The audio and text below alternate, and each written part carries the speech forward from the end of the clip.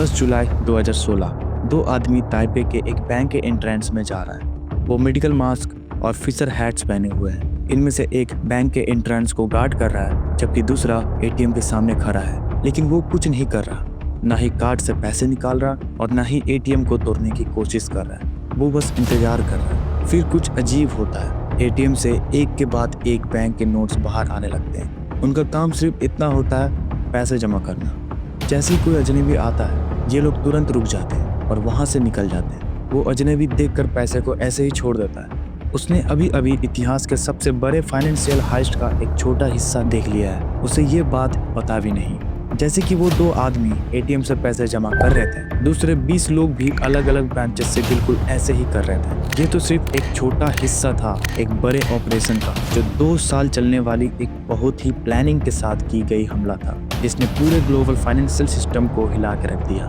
30 से ज्यादा देशों के 100 से ज्यादा बैंक्स पर यह हमला हुआ था और चोरी की गई रकम थी लगभग $1 बिलियन के आसपास। ये हिस्ट्री के सबसे बड़े बैंक चोरियों में से एक था, जिसे हैकर्स ने प्लान किया था, जिसे कार्बन ग्रुप कहते हैं। इस ग्रुप का लीडर एक अनजान और चालाकी से काम लेने वाला मास्टरमाइंड है, लेकिन उस रात ताइपे में उस मास्टरमाइंड और उसकी टीम ने एक बड़ी गलती कर दी, जिसका भारी नुकसान हुआ।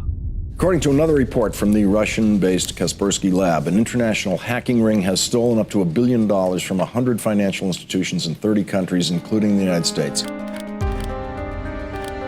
Well, you cannot just take out Don Corleone. It's very hard to arrest a piece of code. इस हैकिंग के असली इंसिडेंट्स तो पब्लिक है, लेकिन किस किस बैंक पर हमला हुआ था और कौन से एम्प्लॉयज इन्वॉल्व थे, ये कभी रिवील नहीं किया गया। तो इस कहानी को बताने के लिए हमने नोआ नाम के एक फिक्शनल कैरेक्टर क्रिएट किया। डेट है 8 अप्रैल, एक बिल्कुल नॉर्मल सा डे। नोआ यूक्रेन के एक बैंक में काम करता है। सब उसे रिस्पेक्ट देते हैं, लेकिन उसकी एक बुरी आदत है, वो कभी अपने विंडोज अपडेट्स इंस्टॉल नहीं करता। अपनी कॉफ़ी सिप कर रहा होता है, तभी उसके कलीग का एक ईमेल आता है लियो की तरफ से।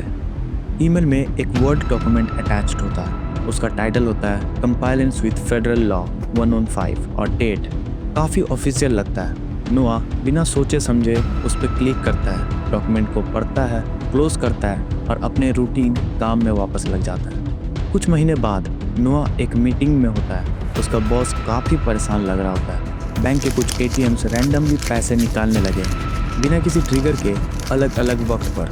ऐसा लग रहा था जैसे जिस भी वक्त कोई एटीएम के पास होता, वो ऐसे ही फ्री के पैसे ले जाता। अब लगता है कि बैंक एक साइबर अटैक का शिकार बन गया है। बॉस सभी एम्प्लॉयज़ को वार्न करता है, केयरफुल रहो और किसी भी सस्पिशियस ईमेल से बच के रहो। बैंक ने अपने प्रॉब्लम को इन्वेस्टिगेट करने के लिए कैस्पर्सकी को हायर किया। Suddenly all your ATMs are empty. You know that's something. ये है योर्ड वैंडरविल, जो इस केस की इन्वेस्टिगेशन टीम का पार्ट था। वो अफेक्टेड एटीएम्स के हार्ड ड्राइव्स चेक करता है मालवेयर ढूंढने के लिए, लेकिन कुछ भी नहीं मिलता। ना कोई सस्पिशियस एक्टिविटी, ना कोई ट्रेस, कुछ भी नहीं, जैसे कुछ हुआ ही ना हो। कुछ महीने बाद रात के 3 बजे विल के पास एक अर्जेंट कॉल आता है। कॉलर है एक अकाउंट मैनेजर जो एक बड़े रशियन बैंक के लिए काम करता है। वो कहता है विल और उसकी टीम को तुरंत उनके आईटी गाय से कांटेक्ट करना चाहिए। कुछ मिनट्स बाद कैस्पर्सकी का एक और एम्प्लॉय विल का कोवर्कर रशियन के एक बैंक में पहुंचता है।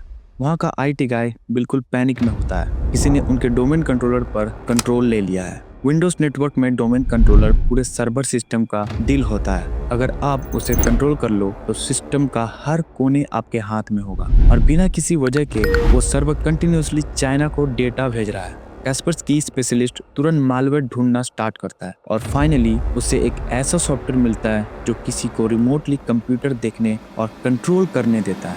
अब वो सोचता है क्या हैकर अभी भी हमें देख रहे हैं। उसके दिमाग में एक आइडिया आता है। वो एक वर्ड डॉक्यूमेंट खोलता है और रशियन में लिखता है हेलो। कुछ मिनट इंतजार होता है, फिर अचानक कर्सर हिलता है और लेटर्स अपीयर होते हैं। हैकर ने रिप्लाई दिया, तुम हमें पकड़ नहीं सकते। कैस्पर्सकी का एम्प्लॉय तुरंत टाइप करता है, हम तुम्हें पकड़ के रहेंगे। हैकर फिर रिप्लाई करता है, नहीं, तुम हमें नहीं पकड़ सकते। थोड़ा टाइम लगता है, लेकिन आखिरकार कैस्पर्सकी के टीम को वो मालवेयर मिल जाता है। ये मालवेयर कार्डबोर्ड ट्रोजन जैसे लगता है। इस मालवेयर के एक कॉन्फ़िगरेशन फाइल का नाम होता है एनक।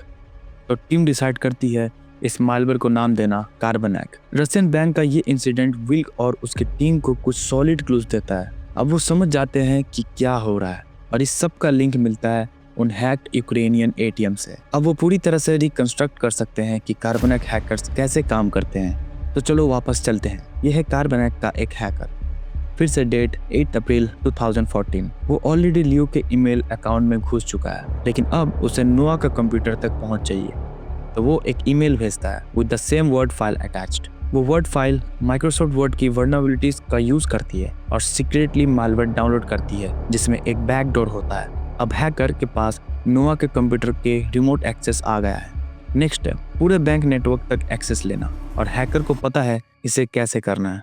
वो नोआ के कंप्यूटर में एक ऐसा सॉफ्टवेयर इंस्टॉल करता है जो सिस्टम को स्लो कर देता है। नोआ इरिटेट हो जाता है तो वो आईटी डिपार्टमेंट को बुला लेता है। जब तक आईटी गाय आता है, हैकर एक की लॉगर इंस्टॉल कर चुका होता है। अब हैकर नोआ के कीबोर्ड से टाइप होने वाली हर चीज देख सकता है। आईटी गाय जब इन्वेस्टिगेट करना स्टार्ट करता है, उसके लिए उससे अपने एडमिन पासवर्ड टाइप करना पड़ता है, और बस हैकर के पास एडमिन का पासवर्ड आ गया। वो उसी पासवर्ड को डोमेन कंट्रोलर पे ट्राई करता है और वो काम कर जाता है। अब हैकर पूरा नेटवर्क एक्सप्लोर कर सकता है और वो कंप्यूटर ढूंढता है जो मनी ट्रांसफर और एटीएम्स को कंट्रोल करता है। लेकिन वो तुरंत अटैक नहीं करता। वो महीनों तक चुपचाप ऑब्जर्व करता है कौन एम्प्लॉय क्या ट्रांजेक्शन करता है, कब करता है। जब उसे पूरा प्रोसेस समझ में आ जाता है, तब जाके वो पैसे चुराने की प्लानिंग शुरू करता है। कार्बनैक ग्रुप ने पैसे चुराने के लिए 3 अलग तरीके डेवलप किए थे। उनमें से एक मेथड था वो लोग ट्रांजैक्शन मैनेजमेंट अकाउंट से पैसे ट्रांसफर करते अपने खुद के अकाउंट्स में, और सब कुछ ऐसे सेट करते थे कि किसी को शक ना हो।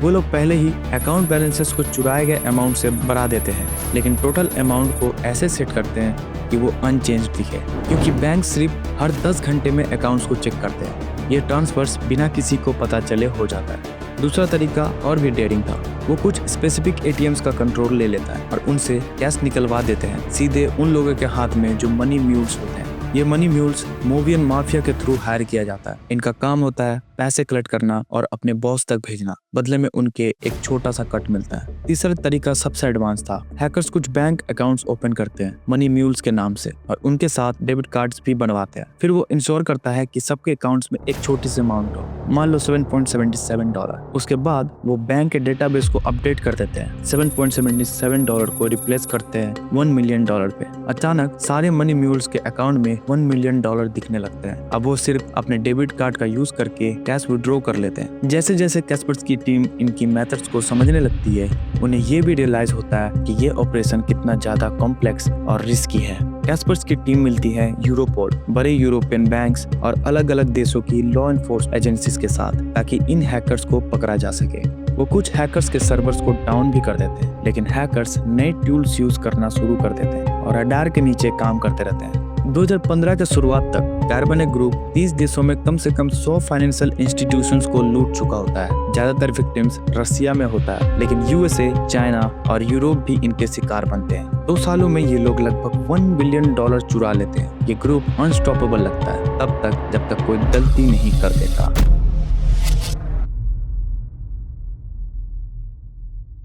पहली बार बैंक ने रिपोर्ट किया कि reported that over 70 million NT dollars was withdrawn illegally. The withdrawals were made in both Taipei and Taichung across 34 ATMs and 20 branches. कार्बनैक ने ताइवान के फर्स्ट बैंक पर अटैक किया था, लेकिन ताइवानीज पुलिस ने लाइटनिंग स्पीड से रिएक्ट किया, बहुत ही फास्ट। 500 से ज्यादा पुलिस ऑफिसर ने सीसीटीवी फुटेज चेक करनी शुरू कर दी। 22 मनी म्यूल्स आइडेंटिफाई हुए, ज्यादातर रसिया से, बाकी ईस्टर्न यूरोप के अलग अलग कंट्रीज से। इनमें से 19 लोग ताइवान से निकलने में कामयाब हो गए, लेकिन 3 लोग पैसों के साथ यहीं रह गए। उनके चेहरे मीडिया में हर जगह छाए हुए थे। अब बचने के लिए उन्हें किसी भी तरह पैसे छुपाने पड़ेंगे। उनमें से एक आदमी 2 स्पोर्ट्स बैग में कुछ पैसे भर के डोंगू पार्क में छुपा देता है। फिर वो योंगकंटी भाग जाते हैं और वहाँ छुप जाता है, लेकिन पुलिस उसे पकड़ लेती है और वो उन्हें वापस स्पोर्ट्स बैग तक ले जाता है। और जब वापस जाते हैं, 2 की जगह सिर्फ 1 बैग बचा होता है। एक बुजुर्ग आदमी ने दूसरा बैग ढूंढ लिया था और उसने अपने घर ले गया। पुलिस सेकेंड बैग सीज करती है और बाकी मनी म्यूल्स की तलाश शुरू करती है। एक आदमी जिसका नाम बॉबी होता है बाकी पैसे 2 सूटकेसेस में डालता है और उन्हें ताइपे सेंट्रल स्टेशन के लॉकर में छुपा देता है। थोड़ी देर बाद 2 और ईस्टर्न यूरोपियन आदमी ताइवान आते हैं और स्टेशन से वो सूटकेसेस ले जाते हैं। वो एक होटल में जाके ब्रंच कर रहे होते हैं, तभी पुलिस एंटर करती है। उनसे कहा जाता है कि वो पुलिस को अपना होटल रूम दिखाए। जब रूम खोला जाता है तो अंदर बैंक नोट्स मिलते हैं, total value approx 1.5 million USD। Taiwanese police लगभग 90% स्टोलन मनी रिकवर कर लेती है। उन 3 मनी म्यूल्स को 4 साल से थोड़ा ज्यादा की जेल होती है, लेकिन ये लोग तो सिर्फ लो लेवल ऑपरेटिव थे। लेकिन जब पुलिस उनमें से एक आदमी का फोन चेक करती है तो उसमें अलग अलग करेंसीज के ढेर सारे कैश का फोटोज मिलता है और साथ ही मिलता है emails from the suspected leader of Carbanak group. अब Europol, FBI, cyber security firms और लगभग देशों की लॉ एनफोर्समेंट एजेंसीज दिन रात लग जाती है कार्बोनैट के मास्टरमाइंड को ढूंढने में। लेकिन उन्हें क्या पता, वो मास्टरमाइंड दुनिया के एक कोने में लग्जरी लाइफ जी रहा है। यह है डेनिस। वो ओरिजिनली यूक्रेनियन है, लेकिन अब अपनी वाइफ और बेटे के साथ एलिकांटे, स्पेन में रहता है। डेनिस एक प्राइवेट इंसान है, ज्यादा घर से बाहर नहीं निकलता। इस वक्त भी जैसे हमेशा वो नया मालवेयर कोड कर रहा है। अपने काम में वो टॉप लेवल का एक्सपर्ट है। लो प्रोफाइल बनाए रखने के लिए वो ज्यादा खर्चे बिटकॉइन में करता था। 2018 के टाइम पे उसके पास 15,000 बिटकॉइंस थे। उस वक्त की वैल्यू थी लगभग $162 मिलियन।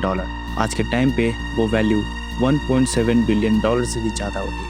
लेकिन कुछ चीज़ें में जो बिटकॉइन से नहीं खरीदी जा सकती, जैसे कार या हाउस, ज़्यादातर सेलर डिजिटल करेंसी एक्सेप्ट नहीं करते, तो उसके लिए डेनिस को रियल कैश को यूज़ करना पड़ता है और वही बन गया एक ट्रेस। पुलिस अलर्ट हो गई।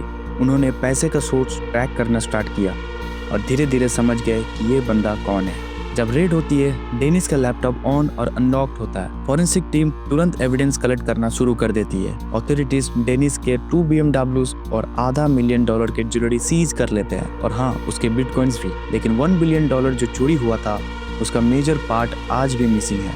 हो सकता है कि डेनिस के ही कार्बोनैट ऑपरेशन का मास्टरमाइंड था, लेकिन वो अकेला काम नहीं कर रहा था। 2018 के एंड में 3 यूक्रेनियंस को और अरेस्ट किया गया जो एलिजिडली इस ऑपरेशन से लिंक्ड थे। Carbanak, Joker Stash, Carbon Spider, Cobalt Spider, ये सब अलग अलग साइबर क्राइम गैंग्स हैं। एक्सपर्ट्स का ये भी शक है कि रशियन गवर्नमेंट इन हैकर को जानबूझकर इग्नोर करती है ताकि ये वेस्टर्न वर्ल्ड में कियोस क्रिएट कर सके। नोआ का बैंक मिलियंस का नुकसान झेल चुका था और अब हमें पता है कि ये सब इजीली अवॉइड हो सकता है। कार्बोनैट ग्रुप ने एक माइक्रोसॉफ्ट वर्ड वल्नरेबिलिटीज एक्सप्लॉइट की थी जो 3 साल पहले ही फिक्स हो चुकी थी, लेकिन नोआ ने विंडोज अपडेट इंस्टॉल करने में लापत दिखाई। तो लेसन सिंपल है, अपने सिस्टम्स हमेशा अपडेट रखो और ऐसे सस्पिशियस ईमेल से दूर रहो।